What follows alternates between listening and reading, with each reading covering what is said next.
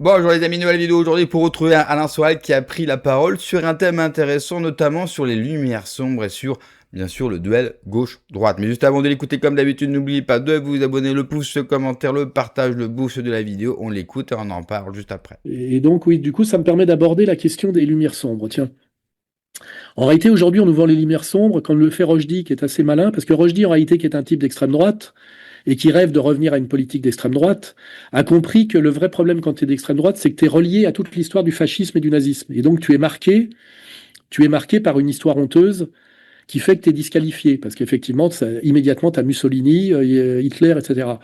Le gros intérêt des lumières sombres, c'est que tu peux être d'extrême droite sans aucune connexion avec le passé fasciste. Parce que là, tu passes par l'IA et le libertarisme, c'est-à-dire le libertarisme américain, c'est-à-dire c'est une pensée anarchiste et la haute technologie, le monde virtuel. Et ce qui est intéressant dans les lumières sombres, pour Rushdie notamment, c'est pas pour rien qu'il a essayé sur les blancs juifs et il a vu que il allait se taper avec Zemmour et puis que il s'était fait identifier comme Robinson ou comme les connasses là, les féministes de droite qui sont en fait des sionistes. Rushdie est plus malin que ça. Il a compris que pour pouvoir être à nouveau d'extrême droite, c'est-à-dire fasciste, inégalitaire, dominateur avec une dimension raciale qui va être cachée parce qu'on va dire c'est simplement le génie occidental, parce que l'IA c'est la Silicon Valley, c'est que ça permet d'être fasciste en étant totalement déconnecté de l'histoire du fascisme qui est cramée. C'est-à-dire qu'on revient par le libertarisme américain et l'IA, ce qui est très intelligent. Et c'est ça l'intérêt des Lumières sombres, c'est de pouvoir ripolliner la droite. Et c'est intéressant. Et moi, je continue le raisonnement, parce qu'en réalité, le dialogue aujourd'hui, c'est entre en fait, les penseurs de gauche de l'intersectionnalité, qui sont en fait, qui ont donné le woke et le cancel, et les lumières sombres. C'est ça le vrai dialogue gauche-droite, hein. C'est d'un côté le wokisme et de l'autre les lumières sombres. Et pourtant, ils partent du même constat. Et c'est ça qu'il faut comprendre. Et ça, je l'ai produit sans m'en rendre compte dans un texte qui est dans mon livre Que quand tu meurs. Et en fait, c'est que les Occidentaux ont dominé le monde en s'appuyant sur deux concepts. C'est un, l'universalisme concret, c'est-à-dire la domination par les mathématiques appliquées, hein, ce qui s'appelle l'universalisme concret, parce que c'est un universel concret, les mathématiques. Vous ne pouvez pas y échapper, hein, si vous voulez. Je vous dis, passer d'une case en crotte de chèvre à un immeuble de 3 étages, il faut intégrer la physique. Il n'y a pas de magie, sinon ça vous tombe sur la gueule. Et donc, les Occidentaux ont été ceux qui ont poussé le plus loin par le génie mathématique et ses applications, ce qu'on appelle la maîtrise de l'universel concret, c'est toujours des mathématiques appliquées, hein. Tout le monde est mathématique. C'est ce qui permet de faire des fusées, c'est ce qui permet de monter des immeubles, c'est ce qui permet le développement de la société industrielle, tout le génie qui commence avec la machine à vapeur, hein, c'est déjà des mathématiques appliquées à la physique, hein, de comprendre l'énergie de l'eau quand on la fait bouillir, etc., etc., etc. Bon, et l'ambiguïté de ce monde bourgeois, c'est que on a accolé à cet universel concret un universel idéologique qui s'appelle les droits de l'homme, en vous disant en gros, c'est la même chose. Or, l'universel concret est un vrai universel, alors que l'universel idéologique, c'est pas un universel, c'est en fait l'idéologie dominante de l'Occident, qui en fait l'impose. Pourquoi? Parce qu'il a la suprématie par l'universel concret, c'est-à-dire la puissance militaire. Parce que l'universel concret, ça vous donne quoi? La suprématie militaire. C'est-à-dire que pendant que les autres, ils ont des saguets, vous avez des fusils, et puis pendant que les autres, ils ont des canons, bah vous avez la bombe atomique à la fin, hein, ça donne ça. Voilà. Et en réalité, on a fait croire au monde que l'universel concret et l'universel idéologique étaient le même monde, parce que c'est sorti du même monde. Mais en réalité, l'universel concret est un vrai universel, c'est-à-dire que tout le monde est obligé de l'admettre s'il veut se sortir les doigts du cul et se sortir du tiers-monde, hein. C'est-à-dire que vous pouvez être ce que vous voulez, musulman, animiste, etc. Si vous niez l'universel concret, vous restez dans votre merde tiers-mondisée, hein, vous décollez pas. C'est ce que d'ailleurs, maladroitement, on disait que l'Afrique n'était pas rentrée dans l'histoire. C'était cette idée-là. Parce qu'en fait, l'histoire, c'est celle-là. Mais par contre, de vous dire que ça légitime les droits de l'homme, qui en fait sont les droits du bourgeois blanc, c'est une arnaque. Et en fait, cette arnaque, elle a été identifiée par la gauche américaine, par l'intersectionnalité. Quand ils ont commencé à penser à la triple détermination, la race, le sexe et la classe. Et qu'ils ont commencé à dire, en réalité, les droits de l'homme qu'on nous impose comme une générosité universelle que les Blancs incarnent, je dirais presque par hasard et par nécessité, en réalité, très vite, les dominés, ce qu'on appelle les racisés, d'une certaine manière, ont compris que ce n'était pas une offre universelle et généreuse, mais que c'était en fait l'habillage de la domination de ceux qui dominent par les mathématiques appliquées.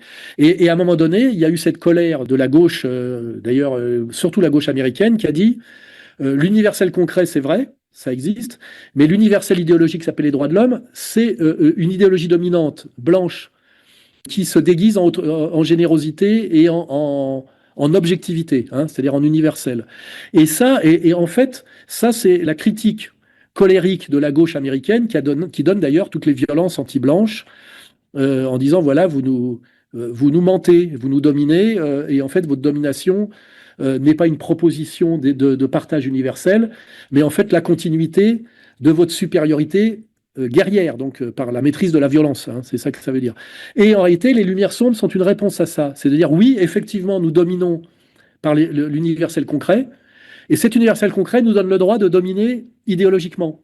Donc effectivement, vous avez raison, ce partage égalitaire qu'on appelle les Lumières est une escroquerie. Il faut en sortir, mais c'est pas en sortir par la vengeance du tiers-monde et la vengeance des racisés et un remboursement d'une bourgeoisie, tu sais, dominante qui demanderait pardon et qui produirait des réparations. C'est oui, on est les dominants par la technologie, ça s'appelle l'IA, donc on est légitime comme dominant tout court. Et donc, on est de droite, on vous emmerde parce que nous avons le pouvoir et nous allons l'exercer. Et on va vous botter le cul parce qu'en plus, maintenant, vous n'obéissez plus. Donc, c'est marrant parce que le vrai dialogue, il est là. C'est d'un côté, nous avons des racisés qui disent l'universel idéologique est une escroquerie, est une domination. Vous devez donc nous donner des réparations et vous devez vous excuser. C'est le principe de Floyd, mettez un genou en terre, demandez pardon.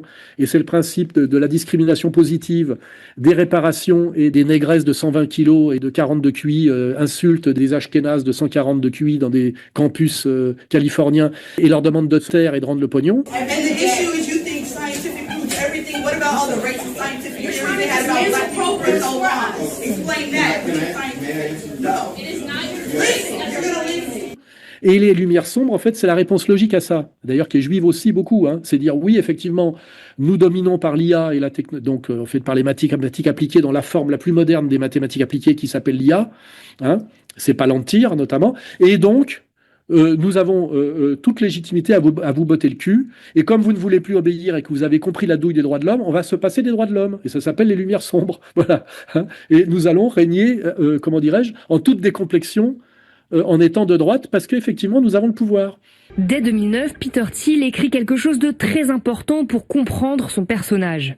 Je ne crois plus que la liberté et la démocratie soient compatibles. Il fait partie du courant libertarien, pour qui la liberté individuelle doit être totale. Pour cela, il veut remplacer la démocratie par une technocratie. En installant les technologies au pouvoir, quel est l'objectif de Peter Thiel ? Toutes les entreprises qu'il finance promeuvent une vision très manichéenne de la société. Très concrètement, avec Palantir, il aide les États occidentaux dans leur combat contre les États ennemis, Iran, Russie et principalement la Chine. Un manifeste publié par Palantir sur X en avril 2026 met en évidence cette hiérarchisation des peuples. 21. Certaines cultures ont donné lieu à des avancées majeures, d'autres restent dysfonctionnelles et rétrogrades. Quand il imagine sa société rêvée, elle n'est pas pour tout le monde, pas pour tous les peuples et même pas pour tous les citoyens américains. Voilà, donc c'est simple, vous obéissez ou on vous pète la gueule, mais il n'est plus question de demander pardon et quoi que ce soit. Et ça, donc, on voit bien là que l'idéologie avance et qu'en fait, c'est une réponse de la droite à la gauche. Hein. Il n'y a pas besoin de tortiller trop du cul.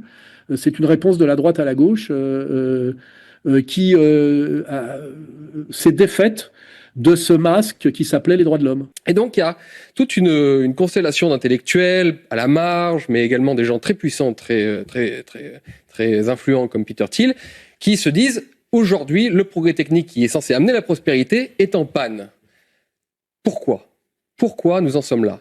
Et en fait, quelque chose d'extraordinaire est en train de se passer dans le monde intellectuel, puisque ces intellectuels et ces entrepreneurs, ces ingénieurs, ces scientifiques, découvrent que ce qui est le boulet du progrès technique et de la prospérité, c'est le progrès moral des Lumières, à savoir la démocratie, les droits de l'homme, le progressisme, etc. Donc en fait, c'est une façon de vouloir le progrès sans le progressisme. C'est la fin des droits de l'homme, mais c'est pas la fin des droits de l'homme en disant que on va sortir de ce mensonge pour arriver à quelque part à des réparations ou à de la discrimination positive. C'est on va se débarrasser des droits de l'homme pour régner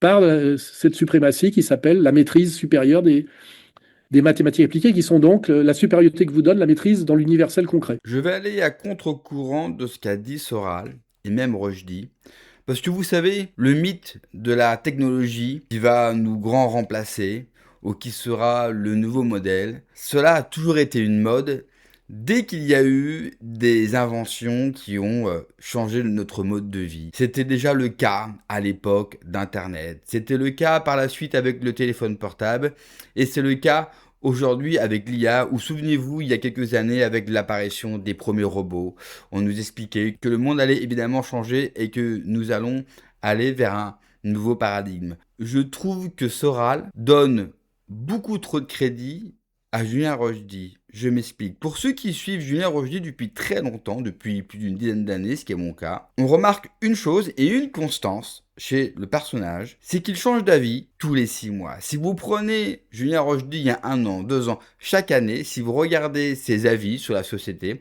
eh bien, vous allez voir qu'ils sont changeants. Et aujourd'hui, la nouvelle mode à droite, c'est la technologie, c'est l'IA, c'est la robotique. En gros, ils utilisent la technologie pour nous dire il faut aller à fond là-dedans pour en finir avec le droit de l'homisme, avec le progressisme, et c'est la solution. Je vais vous prendre un exemple. Éric Zemmour, il y a quelques jours, s'est fendu d'un tweet où il nous explique que on va aller tout droit vers la robotique et que la robotique est la solution. En fait, Zemmour, il y a une chose qu'il ne sait pas, parce que Zemmour est un bourgeois, c'est que la robotique dans l'industrie, cela existe depuis très longtemps, et n'importe qui a travaillé dans des usines, ce qui est mon cas, et notamment dans le secteur automobile, c'est que la robotique est déjà utilisée. Et que la robotique, contrairement à ce qui est dit, n'a en grande partie pas remplacé l'humain. Et que la robotique ne pourra pas remplacer l'humain dans tous les domaines, tout comme l'IA d'ailleurs. Dans l'IA, il y a beaucoup de fantasmes. Aujourd'hui, l'IA, comme l'immobilier, est devenu une bulle et vous verrez que dans quelques années, voire dans quelques temps, beaucoup d'IA vont s'effondrer. Vous remarquerez que Gemini, ChatGPT, pour les IA les plus connues et les plus utilisées, elles ne sont pas rentables. Elles perdent au minimum 50 milliards par an parce que le modèle économique n'est tout simplement pas viable. Donc Rushdie, son discours sur Palantir, son discours sur la technologie, en fait, Julien Rushdie, quand vous l'observez, il suit les modes. Et dès qu'il y a une mode à droite, et bien souvent qui vient de la droite américaine, il plonge dedans pour être à la mode.